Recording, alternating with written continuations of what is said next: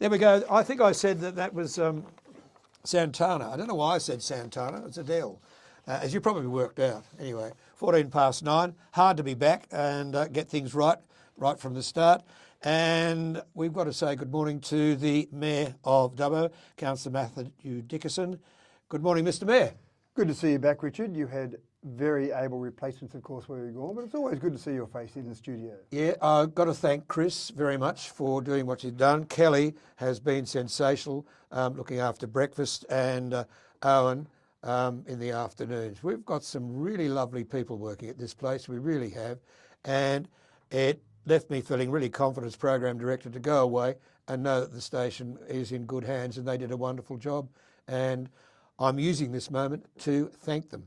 Good work, and I think that they did do a great job while you were away, of course, but it's good. People in Dubbo are saying, Richard's back, isn't that great? So, I don't know about that. But of course, with our community app, I was listening. I was listening. I could hear this station across the Nullarbor because I've been in Perth. and look, and I enjoyed, as you said, Chris was there and doing interviews with me, so I enjoyed still doing those. So that was all well done, and I think Chris did the research and made sure he knew what he was talking about as well. So that was good. Did you like the way Chris interviews you like that? Because we're on camera. On camera, he's sort of like that, I think. Was he doing that? He slumps back a little Yeah, bit. that's right. Yeah. I'm not going to make comment on how people sit in their chairs. You can do that. All right, we better get on with it. I've lost my notes. Here we go. First of all, I've got to say that the motion from Councillor Beck for the rehabilitation location, Spears Avenue, is out of the question now.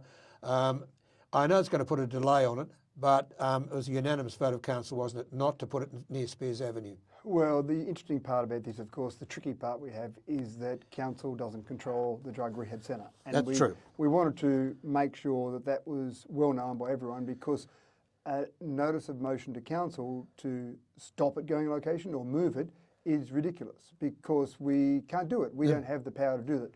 What we can do is we can say, on behalf of the community, we don't believe that is the appropriate location, and we will send some letters off to the appropriate ministers to say this is not an appropriate location. Now, whether the state government takes any notice of that or not is entirely out of our hands. We don't control it, because a lot of people have approached me about that, and they said, how can you put the drug rehab centre there? And I suppose I want to make it really well known that council is not putting it there. Council has zero control over where it goes. Indeed, same as River Street, the River Street situation. It's a state government thing. That's Have right. you approached, though, our local senator, MLC, Stephen Lawrence, about this? Well, he obviously is well and truly aware of it. When we send off letters, now that we've got a formal council resolution, then we'll send off letters to our local member, Dougal Saunders, a local MLC. That's fantastic. We've got two in the community now.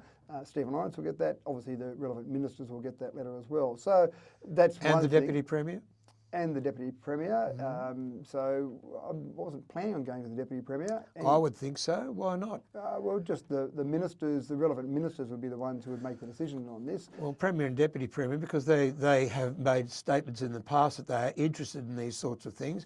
And there's a quote in the Australian Saturday week ago regarding the situation with Indigenous people being incarcerated in New South Wales to the extent of 37% of inmates, and the Premier and the Deputy Premier made comment about that. Well, the resolution doesn't say that, but I'll have to think about it and talk to councillors about that. But at the moment I follow the resolution, which is basically to our local pollies and to the relevant ministers. So it's an interesting one. We can advocate on behalf of the community, but we can't change the decision. So the right outcome, I think we had there. The resolution got changed around a little bit from the original notice of motion that was lodged, and I think in the end we got the right outcome with that. Okay, no crime summit. Why? We've had the burnt out car in South Dubbo, the South Dubbo news agency be broken into, businesses being broken into in Janelli Road. The Salvation Army have been robbed. That's got to be the lowest of the low. They got that bloke, apparently.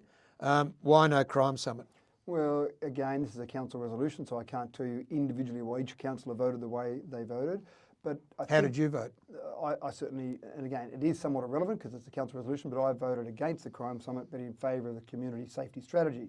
And I think there's a few things. What you've just given me there is some anecdotal information about crime, and people see it. And in fact, if someone gets broken into themselves, and that's kind of what happened in this scenario, where one councillor actually had a break in themselves, and that then highlighted crime to that particular councillor and then brought forward this idea of a crime summit. But I think generally the councillors looked at the data, looked at the actual data, and you can cherry pick the data as much as you want. You can look at the data, and we're going fantastically in combating crime. Again, not a council area, it's the state government, policing, magistrates, the court system. All of these things are not to do with council, but you can cherry pick. And so when we look at some of the crime data out of Boxar, there's some crime stats that have gone down by over 30% on 2-year and 5-year trends. Fantastic. Gee, we're really getting on top of crime. Pick some other bits and you can see that crime's gone up by 30 or 40%. So it depends how you want to cherry pick. And then it depends on the type of crime as well. Now, how many murders did we have in Dubbo last year? None. Fantastic. I feel safer walking out of a gym early in the morning in Dubbo than I would walking out of a gym in Sydney, where there are potentially crime syndicate people getting gunned down as you walk outside a gym. So what sort of crimes? The crimes in Dubbo have typically been opportunistic. Stealing stuff from a car because maybe you left your wallet sitting in the front seat, or maybe you left your car unlocked. Or stealing something from your house because you left your front door open. My mum, I mean, she's passed away now, but my mum used to always leave the door of her house open because she trusted people. Now, we've moved on past that, but people still. So the opportunistic crimes are not nice, but they're not as big a threat to your body. Some crimes involving drugs, for example, I look at some other LGAs across the state, and 7 or 8 times more likely to have drugs involved in crime in those areas than Dubbo. So again, it's not absolutely drastic situation, and a crime summit, I think councillors believed, would send a message to the big wide world to say, oh no, we've got so much crime in Dubbo, we've got a crime summit, and every tourism operator, every hospitality location would dive in their figures because people would stay away from Dubbo because of all the crime that's out there. And when you look at the data, it's not as bad as that. A community safety strategy, which is what we ended up with, seems like something where we say, let's look at the safety of our community, how can we improve the safety of our community? And more importantly, again, it's not council controlling this. So all we can do is bring some of these agencies together and see if they can work together, which they're doing anyway. All right. Wheelers Lane's being dug up at the moment. I wonder, though, how much of Wheelers Lane is going to be done. Apparently, at the moment, it's from Birch Avenue to the railway line. Correct. That's a bad bit. What about the railway line to Mayoral Street? Is that going to be done? In this current plan, we started a week ago, and I was very disappointed that we had to start while you were away, because I knew you would have loved to have been there when we started the first little bit of work on that, because that's one thing that you've hassled me about for, well, let's see, the entire time I've been back on council. Indeed, and I'm asking you again this morning. So that's one area, and I know you've said things like, just get a whack-a-packer up there one weekend, Matt, and just, whack-a-packer that out.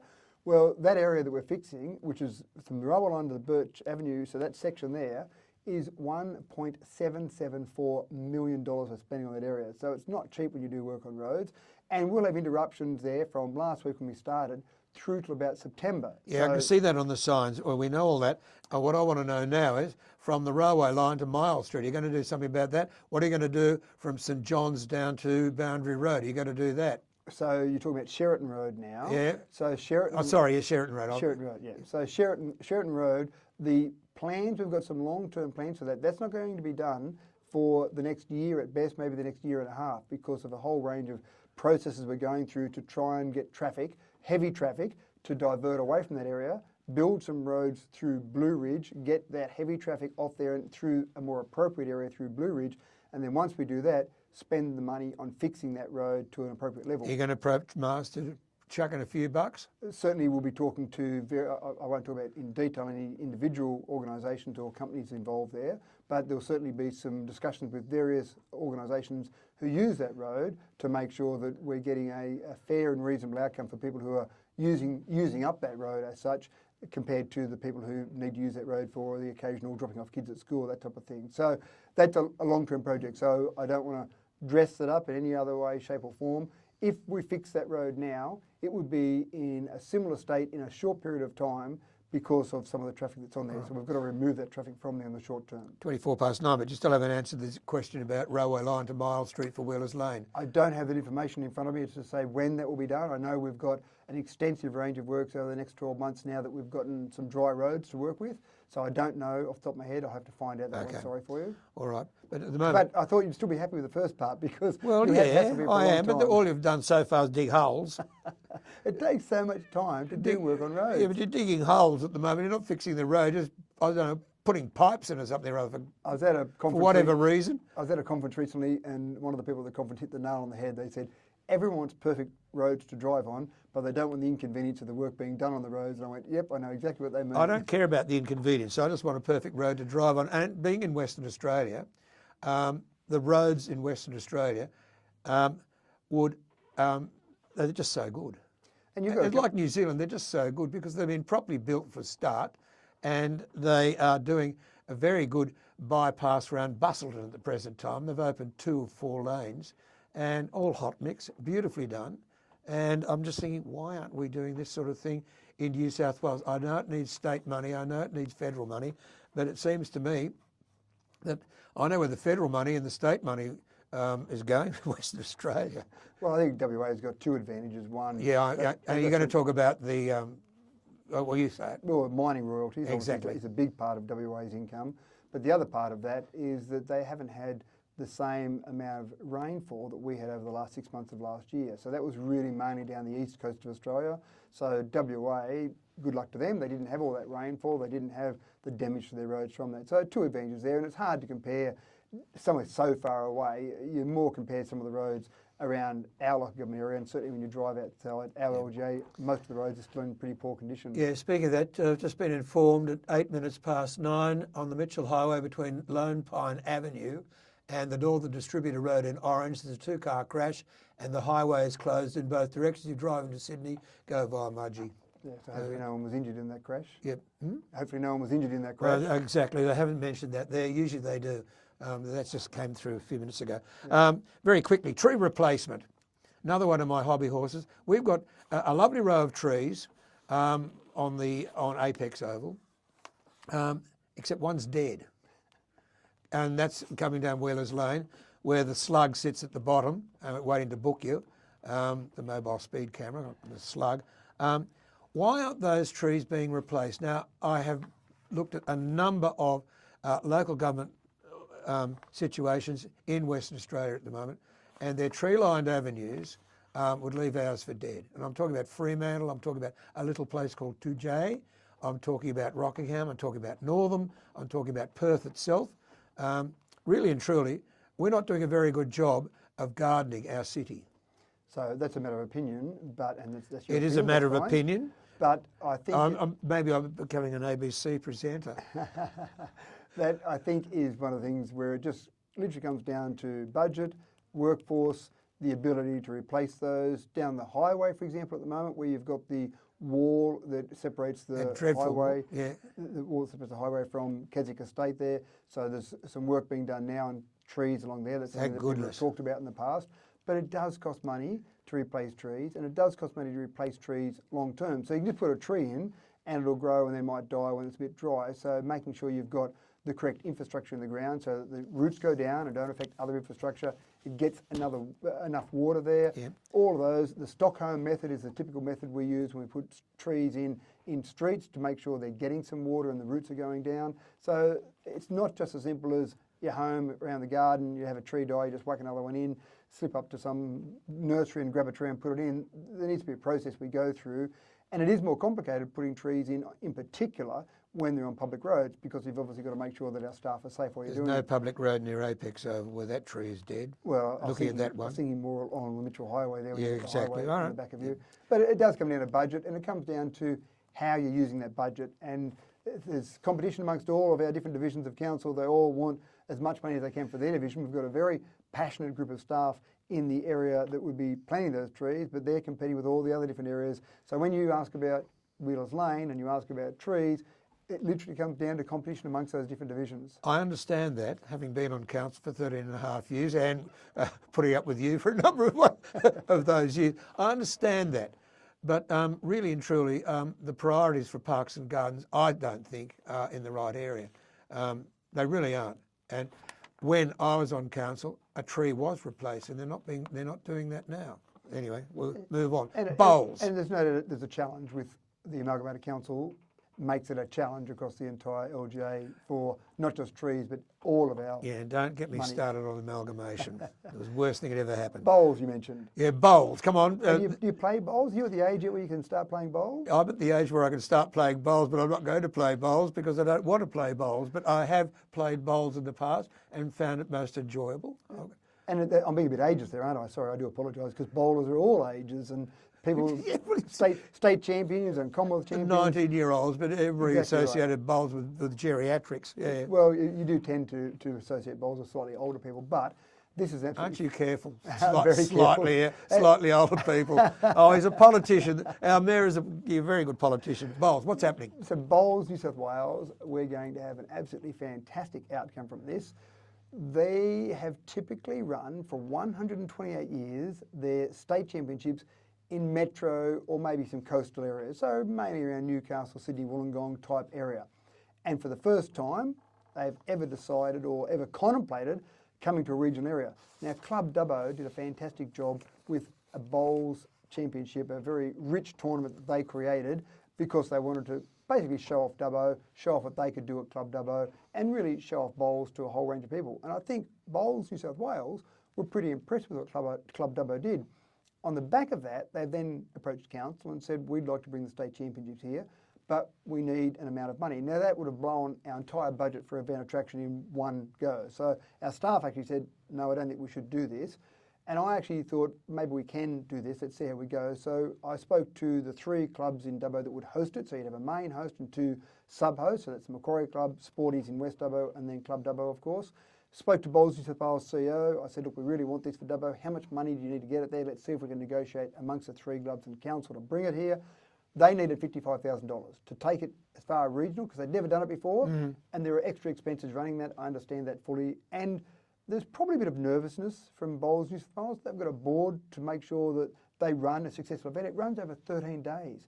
They've got the equivalent of 7,650 bed nights, $1.8 million into the economy. So it's a big event. They don't want to get that wrong. They don't want to be embarrassed. The CEO on the board don't want to be the first Bowls New South Wales board and CEO that runs a disastrous Bowls New South Wales state championships. So with discussions, and again, it was very good discussions with the 3 bowls clubs and council. So I had lots of discussions on the phone, had some emails going back and forth. About 2 weeks of playing around with all of that, we finally got to a position where the $55,000 would be supplied with $40,000 by the 3 bowls clubs, $15,000 by council. We took that to Bowls New South Wales. They're happy with that. Council resolved to go ahead with that. The bowls clubs are happy with that.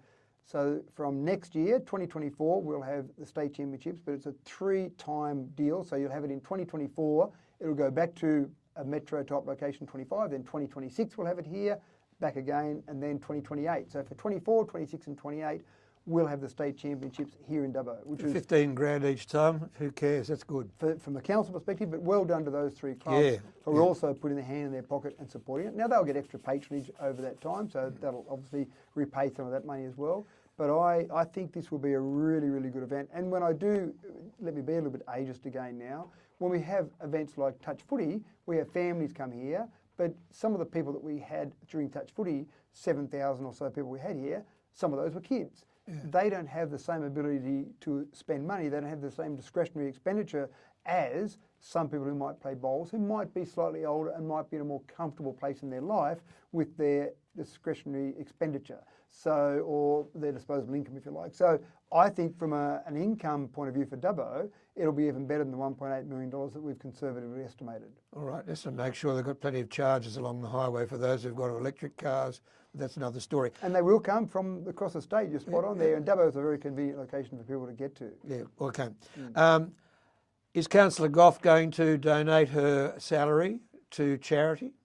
I can't make any comment on what Councillor Goff will do with her salary, but we have increased from the 1st of July. We voted to increase the wages for the councillors and the mayor. And I actually find this a bit uncomfortable because you don't normally vote, especially in a public organisation, to increase your salary. Even last year I found it a bit backward. For, as you would know, for ever and a day, councillors have received their small amount of income, $20,000 for a councillor, and you never got superannuation on it. Now, I don't understand that every other employer has to pay superannuation. Last year they changed the rules and said, councillors can now get superannuation. You've got to vote to pay yourselves that superannuation. Everyone else, they don't have to vote for it, every other organisation you work for. So we had to do that this year, as happens each year. The Local Government Remuneration Tribunal looks at the salary and income. Now, before I get into the general principle of that, let me just talk about a couple of specific examples. They have different income levels for different councils across the state. The bigger the council, the more the money. Yeah, and it's not, I don't think it's actually a fair representation of what they do. To give you an example, the Mayor of Sydney City Council receives approximately $280,000 as the Mayor. The Mayor of Burke or Brewarrina or Walgett receives about $40,000. And these are the new wages. This is the 1st of July this year. Now, I guarantee the Mayor of Burke goes to the supermarket, goes to the pub, walks down the street, he's going to get more inquiries than the Mayor of Sydney City Council. The Mayor of Parramatta, no one even knows who the Mayor of Parramatta is, gets $180,000. In Burke, everyone knows who the Mayor of Burke is. So I don't think it's a fair representation of the amount of work that these different mayors and councillors do. Everyone would know all the councillors in Burke, and they get paid a minuscule amount compared to the amount that just being a councillor in Sydney City Council, you get paid more than the Mayor of Burke, and that doesn't seem quite fair. No, it's not fair. The only comment I've got to make on this is I agree with Councillor Wright when he said that we've got to get more people onto council, but a lot of people would love to be on council, can't afford it. Correct, and you can't do it as a full-time job as a councillor. The mayor's wage is finally at a point where you could. So the mayor's wage now, from the 1st of July... 62, isn't it? Well, that plus your councillor wage, so it's getting up close to $90,000. 90,000, yeah. So you could resign from your job and do that as a job. And so that at least is getting to that point where, and that's for Dubbo, so it's different again, different sized councils. So again, I suppose one of the things is that most people don't do this for the money, and I accept that. But if you don't pay reasonable sums of money, then you don't get the same quality of people. And it seems like it's then only for the people who can afford to be in a democratic elected process rather than everyone. And I suppose that's the point here. It needs to be an amount that allows anyone to do the job. I agree. And like Queensland, they should pay, Queensland councillors get a full salary. And you do get a more diverse range of councillors. Even if you do get a corrupt mayor of Ipswich, but that's another story. Mr Mayor, good talking with you again. Thank you, good to see you back. Okay, it's been a long one, and we better get on with some music, I suppose, and hopefully we'll see a tree here and there. Hopefully we'll see some road patching here and there, and we will move on. Excellent, I'm sure I'll hear about it if you don't. You will. Talk to you next month. Thank you. It's coming up to 23 minutes to 10, DCFM 88.9.